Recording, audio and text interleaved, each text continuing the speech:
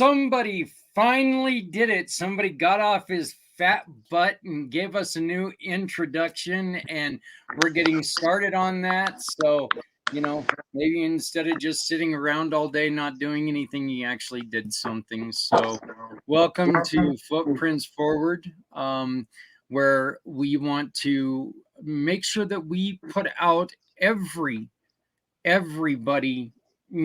learns healing in a different way. We want to make sure that we're trying to show as much healing for as many people as we can in as many different ways. And we've got a very, very special show today because we've got Tyreek with us. Tyreek was our second guest on Footprints Forward. And he's also Stephanie and I's guest this month for our wine show. So Tyreek, you've just become a huge part of the program all of a sudden. It's like you started out as somebody who got to tell a little bit about your story. Now you're a damn superstar in our eyes. So I appreciate it. But hey, Tyreek, you know what? You made this introduction, and so could you please introduce Michael and give us a little bit of background on your guys' story? Sure. Mr. Michael Denton over here, him and I met back in 2009, 2010 on deployment. Been friends ever since. It's been a long, long journey, but to say the least, we still have a long, long way to go. So he's a very good guy. He's always kept his head on his shoulders and kept doing the right things when he really, really needed to dig deep. He's always had my back whenever I called, and same vice versa. But the relationship is good. Like I said, he's a good family man, good businessman. Believes in his moral values and good military background, family military as well. So he's a good guy, and that's why I decided that. I know his story is very good. It's very deep. So I figured it'd be the best bet to come here and kind of express it. Well, I really appreciate it. So before we continue, Stephanie, why don't you go on ahead and tell people about One Hope Wines and what exactly you do? Yeah, sure. My name is Stephanie Simoes. Hi, Michael. I cannot wait for this show today. I got a little glimpse of the pre-show, and I'm excited for this. I'm a cause entrepreneur with One Hope Wine. I work with nonprofit organizations and people year-round to assist with fundraising. We are a cause-centered winery out of Napa Valley with over $9.7 million donated to date. So what I do is I specialize in fundraising, gifting, private wine events, and wine delivery. And when you pour a glass of wine or send someone a gift, it's a great feeling to know that bottle made an impact for a nonprofit that's really important to you. I'm also the co-founder of PNS Properties. We're a family-run business that's working to curb the homelessness crisis in our veteran communities. Michael will have to talk offline about this, but I heard your story and I got an idea. We work with HUD-VASH recipients on housing, and we are working to build veteran communities and housing while providing support and resources. So this mission with Footprints Forward is really important to me because the last few years working in the nonprofit space, I've learned a lot about where our systems are lacking in support. And I believe that education and resources for those that are needing assistance is really important to help bring the number of losses in the other direction. I wear a lot of hats. Feel free to connect with me through my Linktree right there, /Steph Simoes on the screen. And all the ways to connect with me on socials are right there on that page. For the next couple of weeks, she might be a little difficult to get a hold of, but she's going to try to answer as much as she can. So if she doesn't, just hop right out. Just remember, she might be having a kid. So Be patient. Little bit of patience. We're gonna have a Yeah. newborn pretty soon. So, hey, there's a couple things that we failed to mention last week, and it was just kind of weird because I was so excited to announce it to you guys that this was happening. But we are now, our show is now being run every Tuesday in a loop on beinspiredradio.net. This is a religious format, a religious radio station that is run by Chicky Hot, who is and I don't know exactly what this means, but she is a rock psychic. But she, it's part of the. I've met her through my work in the paranormal field and doing all that stuff. So, but she runs a religious, spiritual radio station. And when I told her what we were doing, she said, "You know what? I'm going to give you guys Tuesday." And so this show will be added to the loop. But the cool thing is, we start out as week 1 on Tuesday morning, and it goes through to today's show, and then it'll loop it again so you can catch them all again. And this is really cool, and I really appreciate everything with beinspiredradio.net for doing this.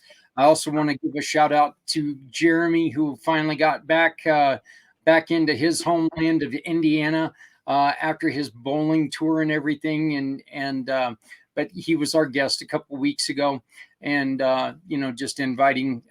We're growing, and this is exciting.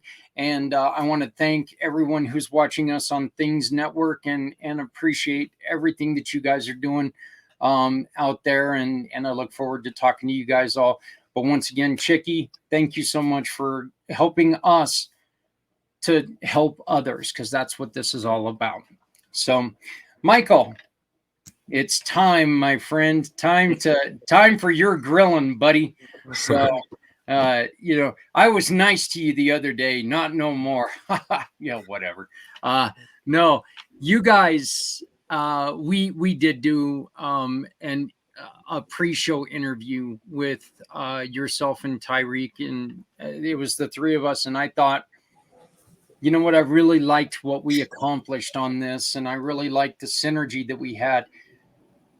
You and Ty have such a special friendship that, we've all got special friends, but I mean, you guys really went through many ups and downs, but I love how you credit Ty with a lot of the great things that have happened in your life. Can you tell us how you first met Ty? How Tyreek became a pillar in your life? Yes. Well, first of all, good morning. Michael Denson. Thank you so much for having me on this podcast this morning. You bet, brother. I appreciate all the the internal, external support around this organization that you built. Like Ty mentioned before, I met him in 2009. I was newly into the military. I just came in 2008, so I was fresh into the military and into my first deployment.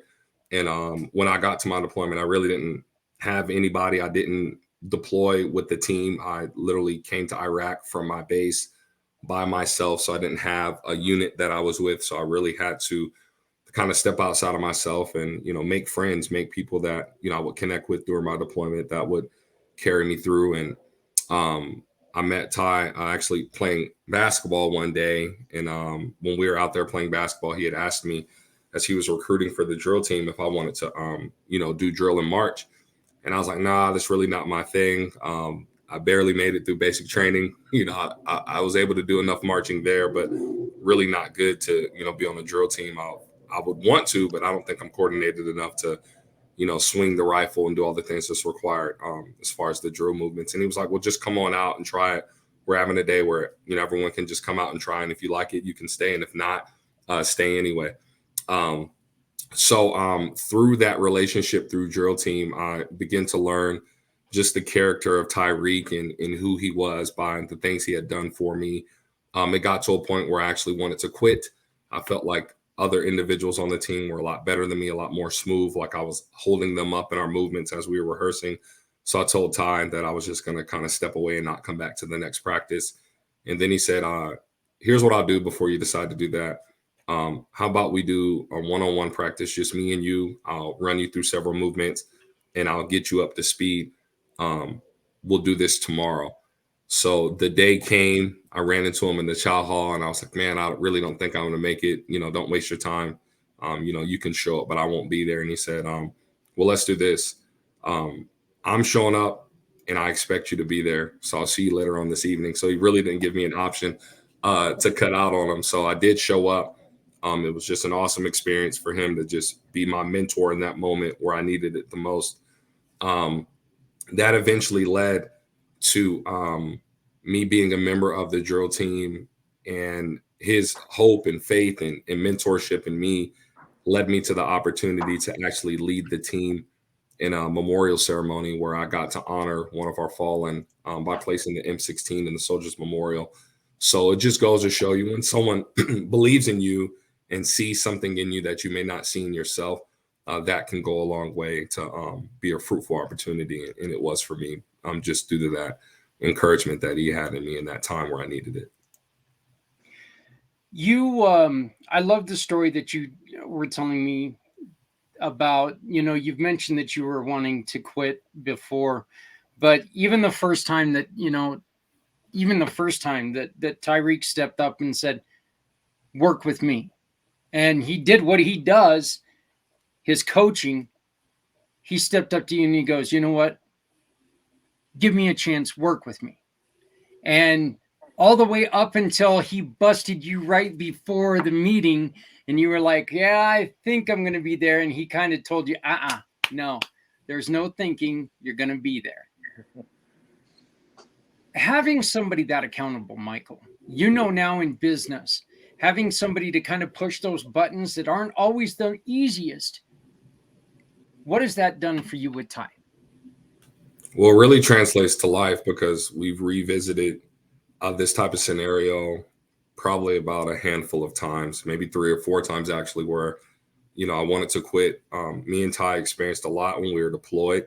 Ty was the first one to experience, divorce in a deployed location, which is not an easy feat at all, to continue fighting for your country when your family's falling apart. But he was able to keep himself together, and I was able to walk through that with him. And then my time came, and I was going through my divorce, and it was really hard for me because I had lost, custody of my children, the ability to be able to see them and be dad, something that I had always known to be. And Ty really stepped up once again in that position to encourage me and walk me through that, to say, hey, I've walked this road before. You will get through this. It will be rocky. There may be points of darkness, but I'm here for you.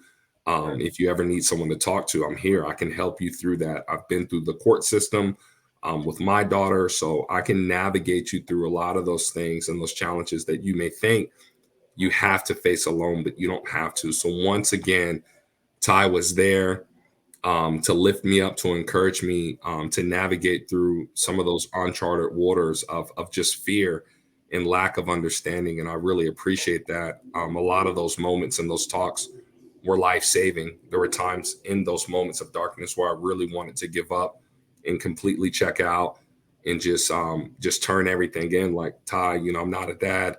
I don't even see my kids. I wasn't able to keep my marriage. Why am I still here? Why do I need to exist? And Ty just simply reminded me, those 2 boys that you have, those are the ones that you're fighting for. You have to continue to get through this. And one of the things he had suggested to me was to go get help, to talk to somebody outside of himself. So he did refer me to go speak to someone. And I was kind of reluctant, because a lot of veterans, when it comes to the VA, we want to reach out and kind of put our story on the table, but it's really hard to translate that to someone who may not have served or endured exactly what we've gone through or understand how we're feeling. But Ty, in those moments, he had the answers, and I took his advice once again. And like I was sharing earlier in the pre-show, Ty doesn't realize that a lot of the things he spoke unto me and how he guided me through that process not only saved my life, but saved my family. And I can speak on that a little bit later if you need me to, Zach. That was honestly one of the more beautiful moments that, when you were able to look at Ty, and this was one of the first times that you were able to look at him and tell him, look, you don't know what you meant. And I really did, man. I took that to heart because it's, look, telling people, I'm sorry, guys, my dogs, he is just telling me, if you don't let me out, I am going to make a mess. So I've got to go and let this guy out. Yeah, Stephanie, can you go on ahead and take over the show for a second so I can go and let my buddy here out, or he's going to make life a living hell. It's your dog. It's my 3-year-old. You know, we make do with the potty time, right? One thing that was mentioned in the pre-show was, you know, having that net of people that you can cast out to, and that's something that, like, you know, I remember from re-listening to that. You know, the fact that you guys have such an honest relationship and no sugarcoating, and he's like, hey man, I walked this road, here's what you're gonna do, you know, and help guide you through that. It just shows, you know, the bond that you guys have. And I don't know, I'm just really excited to hear more on all of this today. So I don't want to do too much talking, but I was telling Zach earlier that pre-show should have been streamed live, because that was just amazing.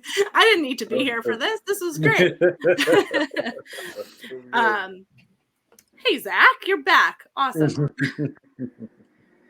I can run fast for a fat guy sometimes, but it's actually really not really running. You know, when you get to be as large as I am, you start to lean over, and it's called momentum. You know, you need to hit the door. Going, right. So, but yeah, I like, and I love the fact that Stephanie was able to watch the show that we did, and hopefully I've sent a couple of emails to people who I guess I didn't do a good enough job getting linked to them. Hopefully we're going to have some more people joining us here real quick. But Ty, I warned you that this question was coming, and Michael, I'd also like your opinion on this. You two, and here's our great friend, Mr. Dennis Schrader. So Dennis, welcome to the show. That don't look like your car, brother. It's not. Things happen differently when you actually show up. I did take pain pills this morning. I thought maybe I was looking. No, they said it's going to be a couple of days to take care of the issue, so they gave me a loaner car, and I was able to make it back here. So real quick, join before you. I finish the question, how is your wife, Dennis? I know that you couldn't join us last week. Oh, she's okay. It's just, you know, as we get older, you get stuff that are aches and pains, and it's something that was not urgent, but you know, you just can't let it go on forever. So yeah, those aches and pains end up being aches and pains, and that's just not a lot of fun. But welcome to the show, my friend, and we'll give you your introduction here in a minute. I'd like you to meet Michael, and if you remember Tyreek was our second guest. He was right after you. Good to meet both of you. I was able to listen to the LinkedIn broadcast until I was able to get the link for this show. So yeah. So but Ty, let's start with you first. You guys have this special bond. You guys are able to talk to each other quite a bit. What about listening? How much of it is talking, and how much of it is simply listening to each other? I think for the most part, I don't really know if you could factor in like a percentage wise or anything like that, because it's pretty much based off scenario, I would say. So pretty much like if I was to call Mike or Mike was to call me, that's what the other person's doing to start. So until the other one's finished. So like when they're done talking, then we say our piece. And I think that's a main goal in how it grew. So how it grew so far and strong, because we were able to listen, you know, and that's what it is. That's what it comes down to. I'm not saying it started out that way, but you know, it got to that point to where we know now, like, you know, You call, you got an issue, I'm going to listen and I'm going to give my feedback, and then we're going to go from there. So I don't know if we can actually put a number on it, but the fact of that you're doing it in its complete entirety, that's the main part of it. And Michael, are you in full agreement of that, or is it easier, or could you put a number on like how much is talk, how much is listen? Well, one thing I can say is there has been 100% consistency with the availability on both of our parts for one another. I know when people are reaching out and needing help, sometimes people are not available. I don't think there's been one time in our entire almost 15-year friendship that, 14 years that we were not reachable. So being able to reach one another allowed us to lean. I think it's really been 50-50. Although I give Ty a lot of credit for helping me out, getting me up to speed and up to strength. Ty has leaned on me as well. So in those moments where I wasn't the one needing help or guidance, I was providing that same encouragement and motivation right back to him that he had gave to me to help him through some of the challenges and the times that he faced after separating the military. So I think it's really a give and take type of approach. If you want to be heard, then there has to be an opportunity for you to be in listening mode to be able to help others as well. You can't just be the one speaking all the time. We're gonna actually kind of ruin the ending for a lot of people right here, Michael. But I think that this is really important because you've already mentioned your children. You've already mentioned the problems with the marriage and everything. You worked through that, and now you are back together with your wife, correct? Yes. And you have custody of all of your children. Correct. What was it about having someone as strong as Ty? And you've already mentioned that he said you need to seek help. But when he first said that, what was the first thing that came to your mind? And then was it kind of like, well, who the hell do you think you are telling me what I need to do and not, or was it like, yeah, you're right, I do? Well, first of all, it really speaks to the power of friendship. A lot of veterans drive themselves into a corner. Some veterans will, seek out, alcohol or certain behaviors or antics to really hide and mask what they're going through, not understanding how to navigate through the challenges of the court system, or with the spouse who's being, non-compliant, or an ex-spouse who's not allowing you to see the children. These are things that Ty was actually able to experience and overcome. So I really looked to him as someone who understood exactly what I was going through because he had firsthand experience. So although I would call to him and complain to him and say, hey, our situation's not the same. You don't know what I'm going through. You didn't lose your two sons. You didn't go months and months and years without seeing them. And he said, Mike, listen to me. I may not have gone through exactly what you've gone through, but I'm on the other side of it. So if you want to get through this darkness, to walk through this tunnel and end up on the other side, you have to trust me that this will work out. It may take time, but one thing you have to do is not give up. You don't have to listen to me, but if you listen to me, I assure you, you'll get through this. I know it's hard. I know it hurts. I know it sucks, but you cannot give up. And those very words allowed me to charge hard, to not give up. And as Zach said, I was able to rekindle a broken marriage and remarry my wife. I was able to not only get the marriage back, but we had 2 more children and have 1 in the oven. The boys, it took about 6 years in court fighting and losing and not having time with them, to where in 2020 I actually got full custody of them. And so Ty was a huge advocate in that space. He was the one telling me, what to do and what to say, how to respond, how to be cool, calm, and collected. And I really looked at his relationship with his daughter and his daughter's mom, and I kind of envied that. I was like, how are you able to see your daughter? How are you able to communicate with your ex-spouse? And he said, with time and maturity. You have to go high when they go low, but put your focus on your children, and they will see that, and that will be rewarded. And that's exactly what happened. So I'm really, really grateful that he had that experience in that space to guide me. And Ty, you were able to go through this because when we were talking and you were at the lowest of lows, you were talking about, you know what, I don't want to let down my daughter. Right. So when you were talking to Michael at this point, is that where you were coming from there? It's like, you know, yeah.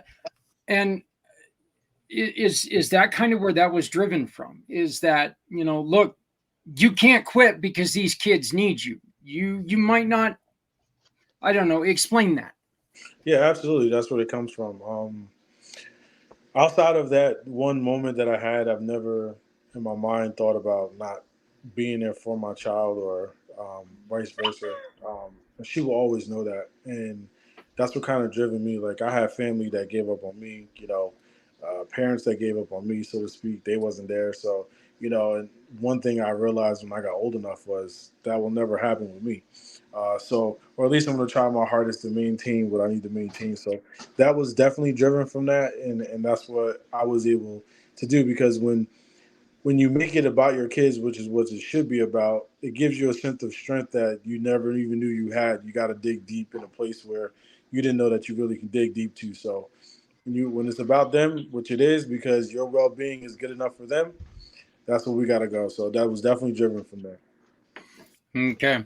Well, Dennis, I don't want to scare you or anything, and or bring you into this, but there's something that I think you and I need to watch out for. Tyreek and his lady just had a baby. We know that Stephanie is about ready to have a baby, and now Michael's going to have a baby. Don't drink the water, guys. Yeah, we better stay there. We better stay the hell away from the water, brother, because if not, we're in trouble. I and my wife have aged out of that issue, but I do have 5 adult children who have produced 14 grandchildren thus far, so that there is a great possibility in that regard. Yeah, we did just recently find out that I'm going to become a grandfather again with my daughter, so we're excited about that. Dennis, real quick, so Michael and Ty can hear about your experience and what you're doing. Please tell us, just give them a little bit of information about the Price of Freedom, please. Sure. Well, first of all, I'm retired Army officer, spent 24 years in uniform. I started 4 years ago a nonprofit organization called the Price of Freedom Foundation. It is dedicated to telling the complete life stories of our comrades who died while in military service to our nation, regardless of cause. So everybody thinks about combat-related deaths, but they give very little attention, sadly, to things like traffic accidents or somebody getting sick and dying. And my belief is that the life that they lived, their family, and their battle buddies, their friends, deserve more than that. And so we produce full biographies. Our first one is published and out. It's Alfonso Abdel Amos's story, a Navy man who died, lost at sea after 18 and a half years of service. And we're helping a handful of other Gold Star families at the moment. And that's what we're about. Nice. Tell us about your the first story that you've got. You guys just released your first story. Right. So Alfonso was born in the Philippines. He served some time in the Philippine Army prior to joining the U.S. Navy at the behest of his father, who wanted to basically have his son have a better life than he had. A few years into his Navy service, he met his wife while he was in the Philippines. They had 3 children, and he was a machinist mate, served primarily on aircraft carriers in the 80s and 90s. And on October of 1998, he was lost at sea on an overnight watch. The last person to see him was his best friend in the Navy. When his watch was over and they did their roll call in the morning, people assumed that he was at his workstation. About an hour later, they sent out an alarm throughout the ship. Nobody could find him. and seas were rough. There was a tropical storm in the area. They were sailing between South Korea and Japan. And of course, hours and hours and hours had passed. So they did a 3-day search, could not find his body. And there's mystery regarding what actually happened with him. So did he accidentally go overboard? That's very possible. A little less likely than on some of the smaller ships, but there were 12-foot seas, and decks were wet. Was it because of his Filipino background? Every single person that we spoke with and interviewed for the book, including a number of his friends who were fellow sailors, had said that they each and all experienced a racial bias and harassment from other sailors. Not all of them, but a few, and all it would take was one to have had a beef with him and to help him overboard. Or did he step overboard on his own? 11 years prior, he had one suicide attempt, and the Navy had seen him, take him to their medical facilities, returned him to duty about 2 or 3 months later. We sought out and obtained and reviewed those medical records, and they were shockingly sparse. So we didn't really have a clue as to what was going on. But we called the book Silent Soul because nobody, not his wife, not his best friends, nobody ever heard him talk about what was going on inside. He kept everything silent. And so that's why it's still a mystery today. The book is out there. We had a great writer, Keith. I'm blanking on the last name right now, but Keith was our author, former Air Force Academy grad, spent his active duty times as a criminal investigator for the Air Force. So he brought that investigator's mindset to it, and he had written 2 prior books that were published, a nonfiction book on language learning skills, and a science fiction book, I think it was. And I think did a fabulous job of sorting through everything that we compiled on Alfonso's story and wrote a compelling tale here. So that is true and honoring of him. That's what we pledge to do for every person we so honor. Nice. Well, I still love what you're doing. And Michael, we're going to get back to you real quick. But Tyreek, we're also going to be talking a little bit about your nonprofits as well, because I think that this is really cool. You guys both took this friendship, this mentorship and support system. And Michael, you mentioned the other day that, you know what, you guys took the strength that you gave each other and you guys went outside of the military and you guys took it as far as it can go. You went into the world of business. Tell people a little bit about what you guys do. And I'm going to pop a question up on the screen. Please tell me what this means.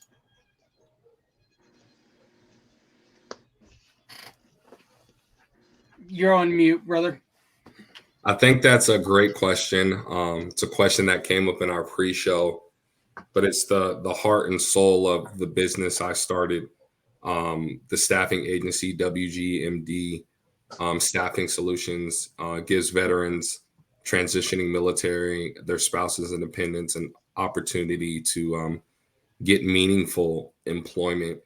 And I think one of the biggest challenges our nation is facing with veterans transitioning or with military transitioning and becoming veterans and looking for work is many companies do not understand the value of a veteran. If they understood the value of a veteran and were able to answer this question, a lot more of our veterans would have work, would not be without work, month after month, some of them year after year. To answer this question, I understand the value of a veteran because I am one. I've navigated the challenges of trying to find employment, being turned down job after job, being promised interviews and not hearing anything back. But the true value of a veteran is not just in the service that we lend to our country. The value is that we were once civilians. We took our lives in our hands and trusted it with our United States government to defend our nation with no skills, um, with no prior experience, and were put to the task to learn our job and do our job in a spirit of excellence the entire time we're in the uniform. And that value, you can't get anywhere else. That training, you can't get anywhere else. And a veteran is not just a normal person from society. It's someone that has left society, who has been formed into a mindset to serve and to defend and to take on a certain set of skills to do what they're asked to do every single day, every single minute, every single second without failure. That's really the value that veterans bring to the table, is that when we're asked to do something, we're going to do it, and do it not only to our best, but do it until it's completely done, with the satisfaction of what we're being asked to do, with accomplishing the mission we're set out to do, to the point of failure, but going past that. Several Marines are trained to almost drown themselves, to the point where they can not be breathing, but have enough wherewithal to take one more deep breath, awaken themselves, and continue to swim. So we are trained to do a lot of things that normal individuals are not. And once our country and organizations and companies can see that we have value, not only in those skills, but in the humanity of us serving others, I think we'll be taken more seriously in the job market. When you came up with this question, when you approach a business and you go, do you understand the value of a veteran? What are the responses they get? I know that I know that when you brought this question up last week when we were doing our pre-show, I was like instantly, can I put this up on the screen? I love this because I had told you guys that one of the things that we had brought up a couple times is how a veteran can't get a job because they don't have quote unquote experience working on something. Yet these kids get over there and they in the palm of their hands they have multi-millions of dollars of equipment that these people with experience, they wouldn't know what the hell they were doing. So I know that that's frustrating because after you guys go and you guys serve the country, the last thing in the world we should tell you, well, you need to go get a college education or you can't work on this stuff. What do people say to you when you ask them, do you understand the value of a veteran? Well, you get a lot of head scratches, right? You I get can imagine the common cliche, of course we understand what our veterans do. We honor them and we appreciate, their service to their country and what they did for us. But it kind of stops there. They show more of we appreciate our veterans and we support our veterans. And then my question to them is how? Veterans are applying to jobs and not getting an interview. We failed our veterans. They should at least be able to get an interview. But even past that, not getting an answer on if they got a job or not is a complete disservice to our veterans, because it doesn't even let us know where we stand.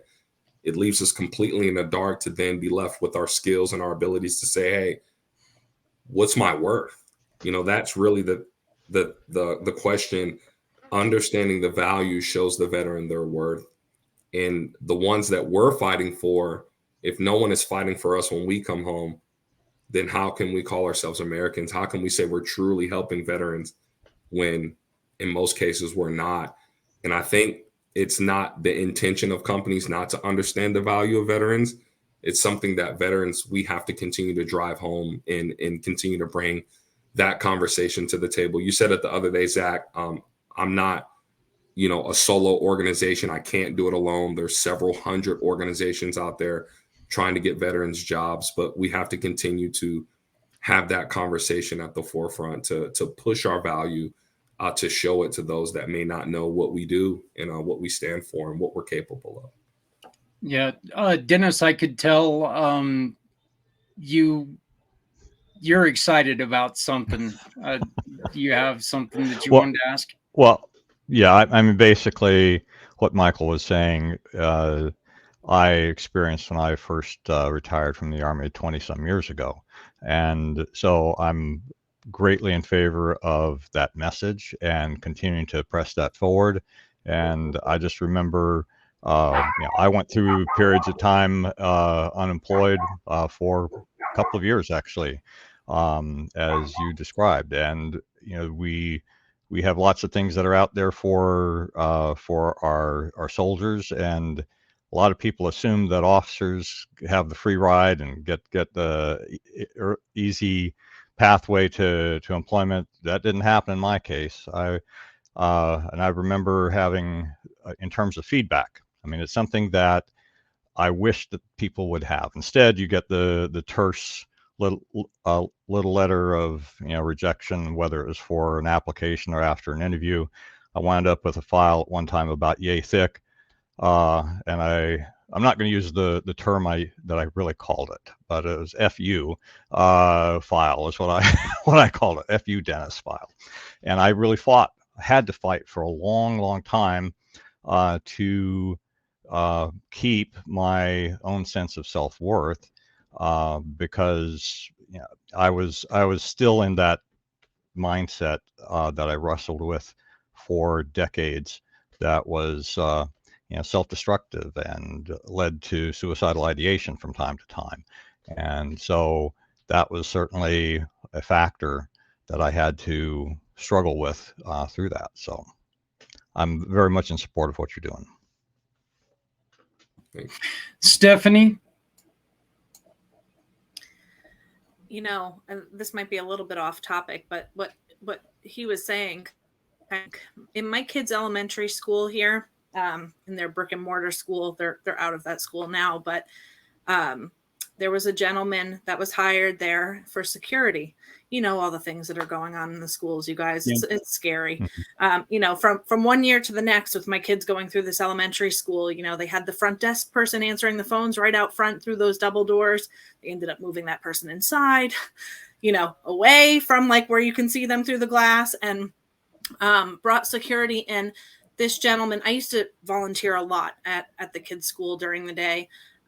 His wife actually was one of the volunteers with me, and I would leave my kids, drop them off, and just knowing this gentleman who served, and he's retired now, but got a job with the school district. I was so comfortable leaving my kids there, even with the chaos going on in the world. And I know Michael touched on this a little bit the other day when you guys were speaking, but he said to me, I'd be running in the other direction, right towards the person if somebody were to come and compromise this building, and I was just so grateful to have that, and to have that service person there, knowing, and I'm only a couple of minutes away, but still just knowing that that I was leaving everything in his hands. And those are my babies. You guys all have kids. I was super grateful for that. So hearing you guys talk through the employment issues and stuff bothers me a little bit, especially with what's going on in the world, man. If they want to be over at the kids' schools and stuff, protecting these kids, I feel like every school needs to be, hiring and looking for that.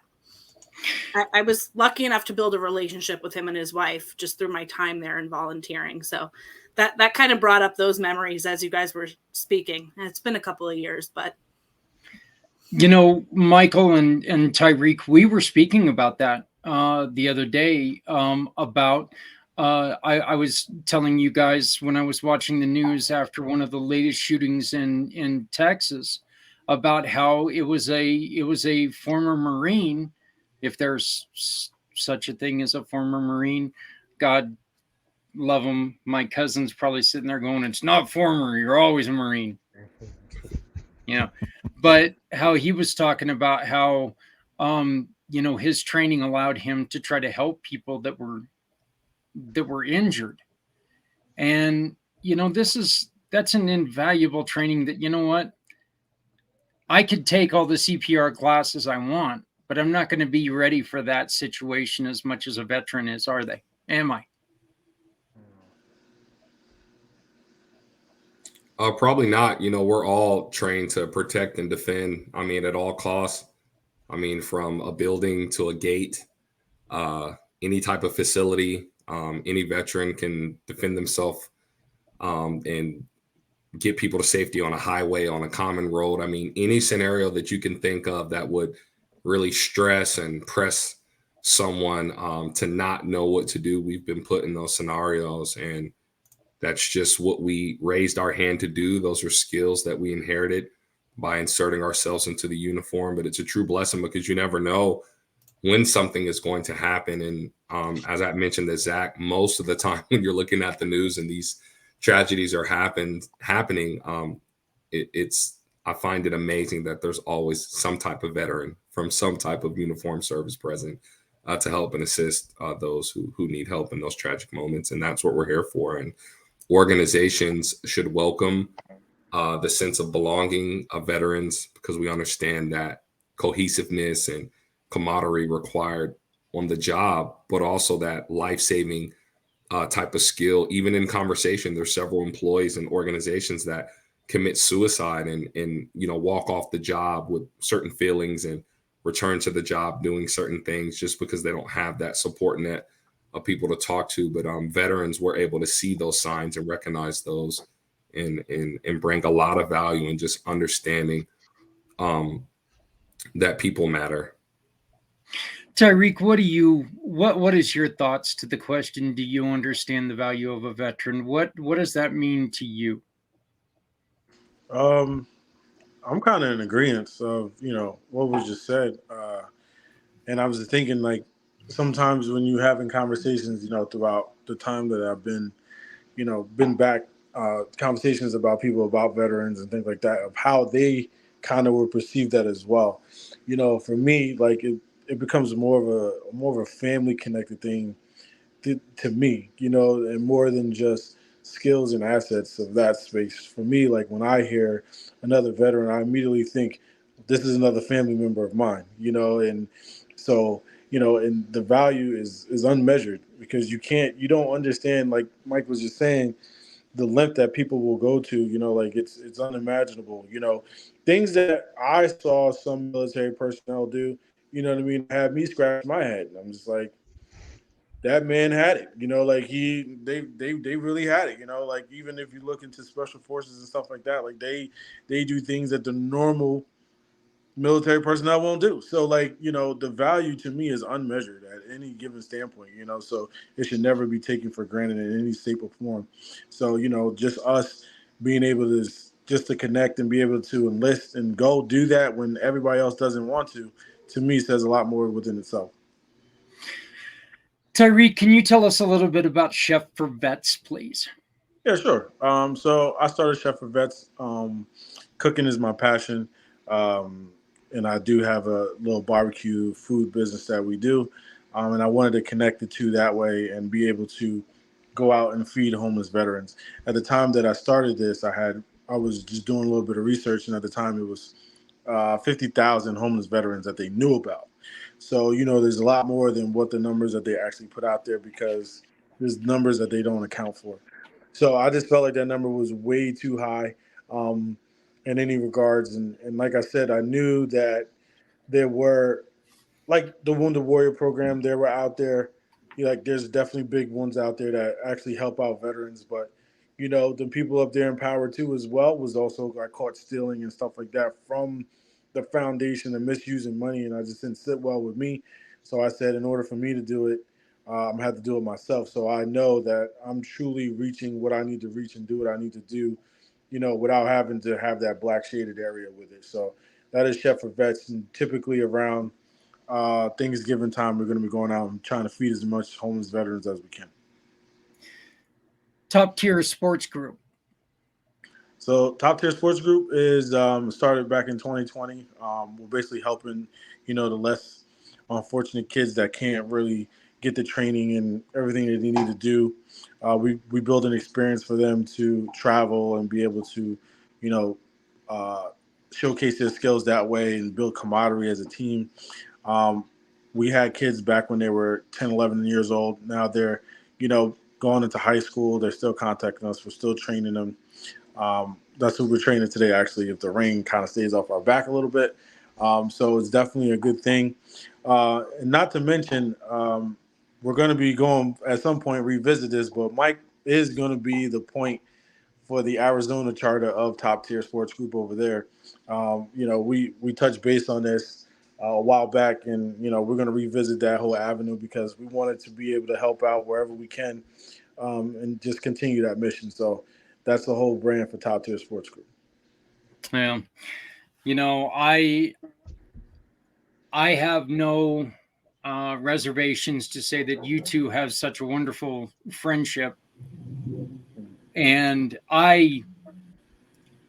the other day when we did the interview, and even again today, I look at you two and I can tell how important you guys are. And I think that, everything that you guys are doing can really, really help other people. And Stephanie, I'm going to ask you real quick. I want to bring this up.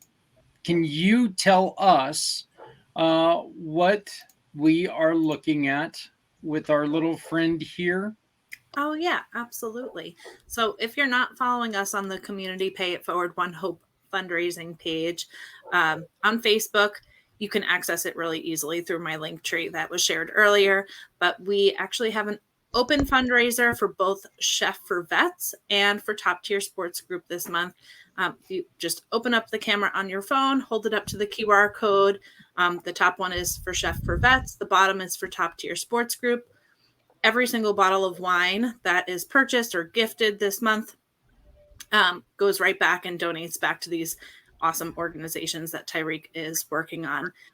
I did have a question, though. So Tyreek mentioned, kind of expansion, right, of Top Tier Sports Group and moving to different locations where it's needed. But I think the staffing agency has future plans of that also, right? Of expanding out of your local area. I'd love to hear more about what the future plans are and how you want to outreach outside of where are you located right now, Michael? So we're located in the state of Arizona. So we actually have really big plans. We're in the works of proprietary software, actually an app that's going to be released. We're still working on the prototype of the app, but we want this application to be accessible to all transitioning military veterans, spouses, and dependents to really facilitate connecting veteran communities with employers that are serious about hiring veterans. We want to kind of get away from sending veterans to a link, giving veterans hopefuls and actually giving them a clear pathway to employment. So this app is going to streamline all that. So with that in mind, this will create opportunities for veterans outside of the state of Arizona and all 50 states to have access to companies that are going to give them an opportunity. So we've been working on that really, really hard these last 2 years and hope to bring that to market this year. So that's our plans for growth is this app that we're developing. I love that. Is it like to focus on the certain career types that they're looking for and job skills, or, what are like the main questions that kind of helps direct them to where they should be going with that? Would you mind walking us through just to understand it a little bit better? Yeah. So number one, we're only going to take on companies that have a vested interest in hiring transitioning military veterans and spouses. If they don't have it in their organization to actually take on these individuals, because that's our focus, then those clients will not even be invited to be on our platform. Essentially, what we want to do is eliminate the rounds of questioning and really get to the skills and the value that the veteran brings to the table, so that they can just be offered an interview and then be made a job offer right there on the spot. The app creates that dedicated space for that. It also gives companies kind of laser focus on these individuals without having to look for veterans through the needle in the haystack. If a veteran's applying for a job with college grads, with other individuals in the industry and a handful of other individuals, it's really hard to look through that haystack and say, okay, well, there's a veteran at the very bottom. What happens when you send a veteran to a job link? Usually we end up at the bottom. So this gives us an even playing field for companies to say, okay, I want to hire veterans for these positions. Okay, I'm just going to look at veterans. I want to hire spouses for these positions. I'm going to look at spouses, and hey, we could use some part-timers. Can we pull from these dependents that understand mission first? And I think that's what's so special about the community that we're serving is they understand mission. They understand a sense of belonging. They understand how to chip in and do their part. And I would assume that there's hundreds of companies that would welcome that type of person into their organization, but just don't know they exist. And we stand to show that they exist. You know, that one other thing that we were talking about before is that I can't understand why a veteran would be moved to the bottom of any list. I've said it before, I'm a patriot. I am not a veteran. I don't understand that. And your focus, which is really, really important that we haven't talked about, is making sure that a veteran is going to a job that they want, a job that, it's not, you're not looking to put them in a job that they can settle with, right? Yeah, we want to get away from the bridge to another opportunity. We really want to partner them and align them with careers. We want veterans to understand that the companies has their back from day one. We want the companies from day one to say, hey, we want this individual to be a part of our team, so the veterans aren't having gaps in employment or just not getting employment altogether. And if you're just going to send a veteran to a Home Depot, not to undercast those positions, or just send a veteran to, work at a restaurant or work in retail, our skills are a lot more broader than those opportunities that are, a lot of them are available, but veterans need to be, they need to be aligned with things that match their skills so that they can actually apply those in industry, which a lot of organizations have jobs that veterans can do. We just don't know that those jobs are available. So we're bringing those jobs to the veterans and also allowing the companies to know that we're there and we can do the work. Okay, Michael. And Dennis, did you have anything to ask before? No, I really don't. I love the idea. I have all sorts of other, I guess, questions, but I know we're out of time. Maybe, Michael, you and I can connect up later, because I just, I love what you're doing. And hopefully we can help spread the word, and you get a great success through that effort.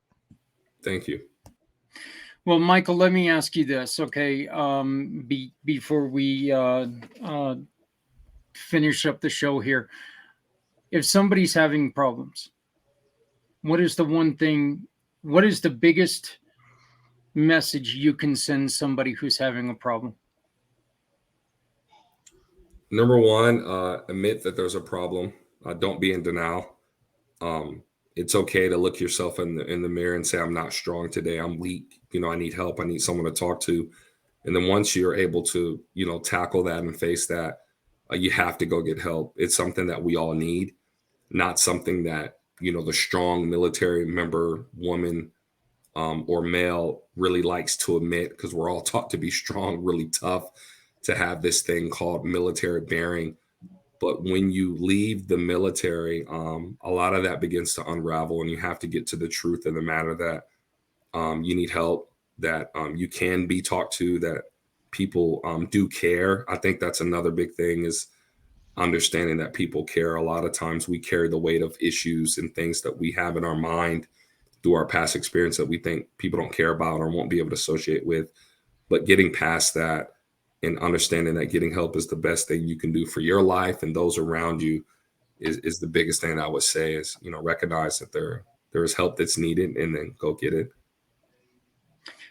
Ty? Uh-oh.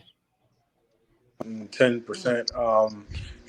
First admitting that, there is an issue, and then, finding out, finding a good support system. So having a good support system is strong, regardless of who it may be, a friend, a family member, a counsel, and then getting the actual help that you need, and staying positive. I know it's kind of hard or it's easier said than done, but it can definitely be done, especially, in a time where we could always find something to actually keep your mind and focus, on the good and narrow. So to me, those steps are 100% correct. I would say a support system, and then actually executing, that help for yourself. Because finding that self-love is kind of what helps it out, and, you don't kind of go down the wrong path. Gentlemen, this is the one time I can honestly say that I really, really, really wish that this show was longer than an hour, because everything that we've heard is so positive. And you both, and we've talked about this. You both have overcome some really, really hard times, and you guys are doing something with it that I think can be very inspirational to people. And Michael, I should have asked you this before the show started, but how do people get a hold of you if they would like to learn a little bit more about your programs? So we are on Instagram and Facebook, WGMD _ vets for Instagram. And then on Facebook, it's WGMD Staffing Solutions. We also have a website, which is www.wgmdssjobs.com. Those are areas where people can reach out and get more information about our company and how we can help. We're still in the startup stage, so there's a lot of things to come this year that we're still trying to iron out, because we want to put our best foot forward and give our veterans our best. And I'm really excited about it. Brother, we're here however we can be. Tyreek, how do people get a hold of you? Same thing. So for Top Tier Sports Group, we also have social media. We're on Facebook, Instagram, the email toptiersportsgroup@hotmail.com. For Shepherd Vets, we're revamping all of that. So they can just contact me direct email. It's RICKROBINSON. So that's Rick Robinson 2010 @hotmail.com. And we'll be able to take it from there. All right. Sounds good. And please remember that Rick will be joining us next Wednesday, a week from this Wednesday, on the halfway mark of the Community Pay It Forward One Hope Wine celebration. So here comes the fun part of our day. Stephanie, what have you learned? You need a wide net of a support system. And man, these two got it. That's what I learned. Yep. And Dennis, and I know that you came in a little bit late, but I mean, what's one thing that really got to you today? Well, I love the fact these guys had each other's backs from from that day one, and continues past your time in service. And I'm fortunate that I have a couple of buddies that I could say the same of. Well, and for me, it's very simply, do you understand the value of a veteran? I think that question is so eye-opening. And I agree with Michael 100% that there's a lot of people who are going to sit there and say, we support our vets, rah, rah, rah.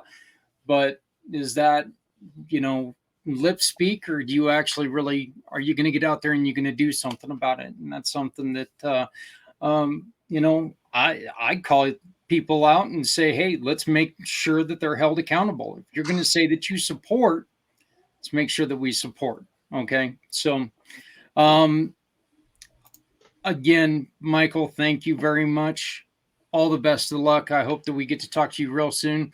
Tyreek, I know that we're going to be talking to you very, very soon. Thank you. Gentlemen, just again, you guys were wonderful, and I really do appreciate you guys coming on. Thank you. Awesome. Thank you so much. Appreciate it. All right. We'll talk to you guys soon. Dennis and Stephanie, thank you so very much for joining us, as always. And thank you for watching Footprints Forward. Please remember, Footprints Forward, our mission is providing resources and sharing stories to support the mental health and suicide prevention in a forward direction. It's what this is all about. We're not out here for self-promotion. This is out here to get the stories across of these two gentlemen that were just with us. Dennis was our first guest, and now he's a permanent part of what we do. These are stories that not every story is going to be successful. Okay? It's an unfortunate fact, but it's a fact. But the more stories of success that we put out there, the closer we're going to come to success. So from the entire family, everybody who works to put this together, my name is Zach Clayton with Community Pay It Forward, and we will be talking to you next week. We're going to be bringing you some more stories, more people, and hopefully more success. So we'll see you next week on Footprints Forward.